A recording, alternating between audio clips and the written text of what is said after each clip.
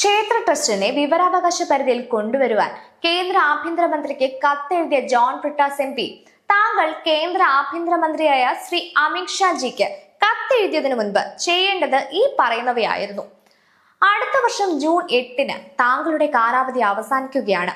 ഇനി മഷിയിട്ട് നോക്കിയാൽ പോലും ഒരു CPM-കാരൻ രാജ്യസഭയിലേക്ക് പോകാൻ പോകുന്നില്ല.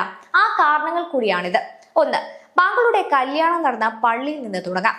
ജോൺ ബ്രിട്ടാസ് MP-യുടെ മകളുടെ വിവാഹം ബിഷപ്പിന്റെ കാർമ്മികത്വത്തിൽ ക്രിസ്ത്യൻ കത്തോലിക്ക ആചാരപ്രകാരം നടന്ന ദേവാലയത്തിന്റെ വരവ് ചെലവ് കണക്കുകൾ ആദ്യം വിവരാവകാശ നിയമത്തിന്റെ പരിധിയിൽ കൊണ്ടുവരും.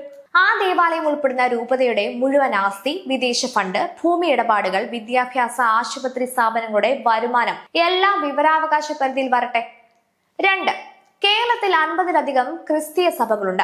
കത്തോലിക്ക, ഓർത്തഡോക്സ്, യാക്കോബായ, മർത്തോമ, CSI, പെന്തക്കോസ് തുടങ്ങിയ എല്ലാ സഭകളുടെയും കേന്ദ്രീകൃത വരവ് ചെലവ്, സ്വത്ത് വിവരം, FCR വഴി വരുന്ന വിദേശ പണം, ചാരിറ്റി ഫണ്ടിന്റെ വിനിയോഗം എന്നിവ വിവരാവകാശ പരിധിയിൽ കൊണ്ടുവരണം. കൂടാതെ ഇതര മതസ്ഥർ സന്ദർശിക്കുന്ന തീർത്ഥാടന കേന്ദ്രങ്ങളായ മലയാറ്റൂർ, ഭരണങ്ങാനം, എടത്തുവ, മണർകാട്, വേളാങ്കണ്ണി, കടുവാപ്പള്ളി, ഭീമാപ്പള്ളി തുടങ്ങിയവയുടെ കാണിക്ക ഭണ്ഡാര വരുമാനം പൂർണ്ണമായും പുറത്തുവിടണം. 50-ലധികം ക്രിസ്തീയ സഭകൾക്ക് ഒരു നിയമമാവട്ടെ. അതല്ലേ അതിന്റെ ഒരു ശരി, അല്ലേ സാറേ? 3. കേരളത്തിലെ മുഴുവൻ മുസ്ലിം പള്ളികൾ, മഹൽ കമ്മിറ്റികൾ, ജമാത്തുകൾ എന്നിവയുടെ വരുമാനം, സക്കാർ ഫിത്തർ ശേഖരണം, സ്വത്ത് കൈകാര്യം, വഖഫ് ബോർഡിന്റെ ആസ്തികൾ എന്നിവ വിവരാവകാശ പരിധിയിൽ ഉൾപ്പെടുത്തണം. വഖഫ് ബോർഡിന്റെ നിയമനങ്ങൾ എന്തുകൊണ്ടാണ് 10 വർഷം ഭരിച്ചിട്ടും PSCക്ക് വന്നിട്ടില്ല? അമുക്കി വെച്ച വഖഫ് നിയമനം RTIയിലും PSCയിലും കൊണ്ടുവരണം. മുസ്ലിം ആരാധനാലയങ്ങൾക്കും ഒരേ നീതി അത് വേണ്ടേ സാറേ? 4. ശബരിമലയിൽ നിന്ന് ദേവസ്വം ബോർഡിന് കിട്ടുന്ന കോടികൾ മാത്രമല്ല, ശബരിമല തീർത്ഥാടനവുമായി ബന്ധപ്പെട്ട് ബാവൂര് പള്ളിയിൽ കിട്ടുന്ന വരുമാനവും കണക്കും വിവരാവകാശ പരിധിയിൽ കൊണ്ടുവരണം. ഒരു മതത്തിന്റെ വിശ്വാസ കേന്ദ്രത്തിന്റെ വരുമാനം ചോദിക്കുമ്പോൾ അതിനോട് ചേർന്നുള്ള മറ്റു മതസ്ഥരുടെ വരുമാനവും ചോദിക്കാൻ ധൈര്യം വേണം. എന്നാലല്ലേ വർഗീയത തുലയ്ക്കാൻ പറ്റും. 5. ചാരിറ്റി എന്ന പേരിൽ വിദേശത്തു നിന്നും സ്വദേശത്തു നിന്നും ആയിരക്കണക്കിന് കോടികൾ പിരിക്കുന്ന ക്രിസ്ത്യൻ, മുസ്ലിം സംഘടനകളുടെ ഓഡിറ്റ് ചെയ്ത കണക്കുകൾ വിവരാവകാശ വഴി പൊതുജനങ്ങൾക്ക് ലഭ്യമാകണം. FCRA ലൈസൻസ് ഉള്ള എല്ലാ മതസ്ഥാപനങ്ങളുടെയും വാർഷിക റിട്ടേണുകൾ വിവരാവകാശ പരിധിയിൽ വരണം. അങ്ങനെ ചാരിറ്റിയുടെ മറവിലെ കണക്കുകൾ കൂടി പുറത്തു വരട്ടെ.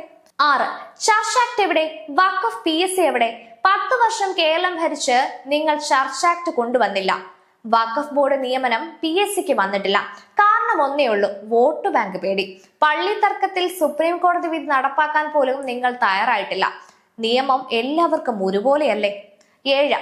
രക്തസാക്ഷിയുടെ പേരിൽ 100 കണക്കിന് കോടി പിരിച്ചിട്ട് മരിച്ചവരുടെ കുടുംബത്തിന് നക്കാപ്പിച്ച കൊടുക്കുന്ന CPM ആദ്യം പാർട്ടി ഫണ്ടിന്റെ മുഴുവൻ വരവ് ചെലവ് കണക്കുകളും വിവരാവകാശ പരിധിയിൽ കൊണ്ടുവരും. കണ്ണൂരിൽ ഫണ്ട് മുക്കിയതിന് പാർട്ടി അംഗങ്ങൾ തന്നെ രാജിവെച്ചത് നാട്ടുകാർ മറന്നിട്ടില്ല. ആ കണക്കാദ്യം പുറത്തുവിടും. എന്നിട്ട് മതി ക്ഷേത്ര ട്രസ്റ്റുകളുടെ കണക്ക് ചോദിക്കുന്നതും കത്തെഴുതുന്നതും. അതായത് CPM ആദ്യം സ്വയം വിവരാവകാശ പരിധിയിൽ വരട്ടെ എന്ന്. 8. ബിഷപ്പിന്റെ കയ്യിൽ മുത്തി വർഗീയത തുലയട്ടെ എന്ന് പറയുന്ന നിങ്ങൾ ശബരിമലയിൽ പോയ ഹിന്ദു സഖാവിനെ പാർട്ടിയിൽ നിന്ന് സസ്പെൻഡ് ചെയ്ത ചരിത്രം മറക്കണ്ട. ക്ഷേത്രങ്ങൾ സർക്കാർ ഏറ്റെടുത്ത് ഭരിക്കും, പള്ളികളും വഖഫും തൊടാൻ പേടിയും. ഈ ഇരട്ടനീതിയാണ് ജനം ചോദ്യം ചെയ്യുന്നത് സർ. ഈ ഇരട്ടനീതി അവസാനിപ്പിക്കണം. 9. വിഴിഞ്ഞം തുറമുഖ നിർമ്മാണം അലങ്കോലപ്പെടുത്താൻ വിദേശ ഫണ്ട് ഒഴുക്കിയപ്പോൾ നിങ്ങൾ ചെറുവിരൽ പോലും അനക്കിയില്ല. കേന്ദ്രം FCRA കൊണ്ടുവന്നതുകൊണ്ട് ഇനി ഇന്ത്യയിൽ അങ്ങനെ ഒരു സമരം ഉണ്ടാകില്ല. ഇത് മനസ്സിലാക്കണം. അതുകൊണ്ട് സർ, ആദ്യം നിങ്ങളുടെ വീട്ടിൽ നിന്നും പാർട്ടിയിൽ നിന്നും തുടങ്ങും. പിന്നെ മതി മറ്റുള്ളവരുടെ മുറ്റത്തേക്ക് എത്തി നോക്കുന്നത്. 2027 ജൂൺ 8-ന് തൊഴിലില്ലാത്തവനാകുമോ എന്ന പേടിയിൽ ഇനിയും അഴിമതിക്ക് കൂട്ടുനിൽക്കാതെ എല്ലാ മതസ്ഥാപനങ്ങൾക്കും ഒരു നിയമം എന്ന നിലപാടെടുക്കും. ബിഷപ്പിന് മാത്രം തൃപ്തിപ്പെടുത്തിയാൽ പോരാ, ഭരണഘടനയെ ബഹുമാനിക്കണം. നീതി എല്ലാവർക്കും ഒരുപോലെ ആകണം സഖാവേ.